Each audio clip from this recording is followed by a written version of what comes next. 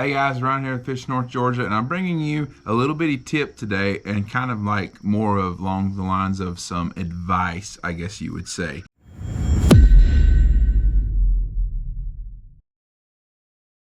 Braided fishing line is really popular. I use braid on all my spinning outfits. I use braid on frog rods, horny toad setup, punching setup, stuff like that. Braid is absolutely fantastic. It's the strongest thing that you can use. It has the most sensitivity of anything that you can use as well, especially when you're using drop shots and shaky heads, wacky worms, Nico rig style stuff, all on those lines, especially on spinning tackle outfit with a fluorocarbon leader. It works really well. But what's really popular nowadays seems to be on all of your topwater setups doing nothing but throw braided line. Straight up braided line, straight to your topwater plug.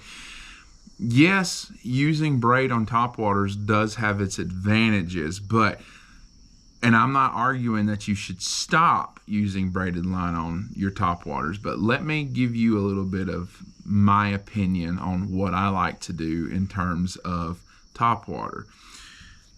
With my smaller hook topwater, so any topwater plug that's basically under 4 inches, like your poppers, your small gunfishes, your small Sammies, Zara spooks, the small 77 evergreen shower blows, baits along those nature. I actually just use straight up copolymer line, monofilament, fluorocarbon coated monofilament P line. That's what I use. I'm not saying you got to use P line. There's plenty of great other brands out there, but P line is my absolute favorite one to use. The reason why I like P line with the smaller hooked topwaters, I just absolutely love the fact that it has the stretch with it. When I have that hardware with the smaller hooks, the little bit smaller of the split rings. Okay, so hear me out on this. This is where I'm getting my little advantageous or disadvantaged rant here about this. With the braid, you have virtually absolutely no stretch, okay, with the braided line. When you pull into a fish, a bass in particularly, with braided line on your treble hook style baits, you will have a tendency, if you get in a little bit of a hurry or you start kind of maybe trying to horse that fish a little bit, you will open up your split rings a little bit more. You will bend out your treble hooks a little bit more. Compromised split rings, compromised treble hooks, they all lead to one thing: lost fish. Lost fish, whether you're fishing a tournament, whether you're just out there fun fishing, you'll lose a fish and you'll be like, what the heck just happened? You'll reel your bait back in and one side of your treble hook is gone. You've lost a complete treble hook completely because the split ring stretched all the way out. Using braid is fine, but use braid with the upgraded split rings, the upgraded hooks, your size 2, your size 1, Gamakatsu owner, mustad, whatever preferred style of treble hook that you use on your topwater baits. When you get those big ones with the bigger split rings and the bigger hooks, they are a lot stiffer, so they will hold up to the braid a lot longer. Now, even when you're doing this with braid, even with the bigger hooks, you need to periodically check after every other. I typically use about every 5 fish roughly. I will check my hooks and I will check my split rings when using braid, because I have looked down and seen some where the treble hook is moved off like this a little bit. Sometimes the treble hook is bowed out a little bit. With the bigger gauge treble hooks, you can simply take your pliers and just kind of bend them back very gently and get them back to their original position.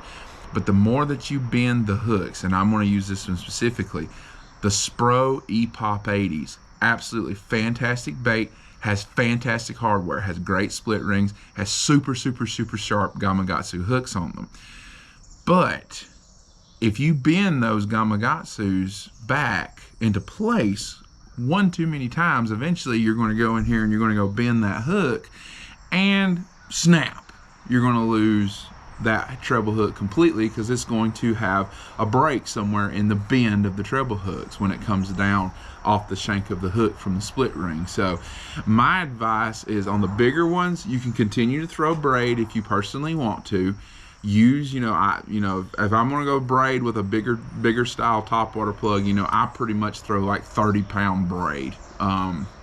There's been some instances where I've thrown 50-pound braid, but for the most part, anything after that, I use a good quality, strong monofilament, something like this P-line. The Sunline Mono, the natural Sunline Mono, is an extremely stout monofilament line.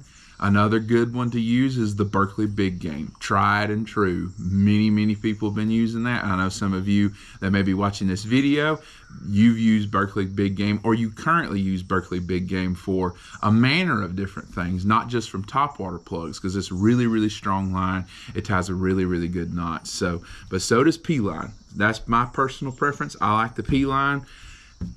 Give this a try. I'm not trying to tell you to change your tactics, but if you want to kind of not compromise some of your hardware when you're throwing topwater and you're throwing different plugs of smaller size, go down with a reel, throw 12, 15-pound test line on a topwater like an E-Pop 80, the small Evergreen Shower Blows 77, baits along that nature. Use the mono, use the copolymer monofilament line.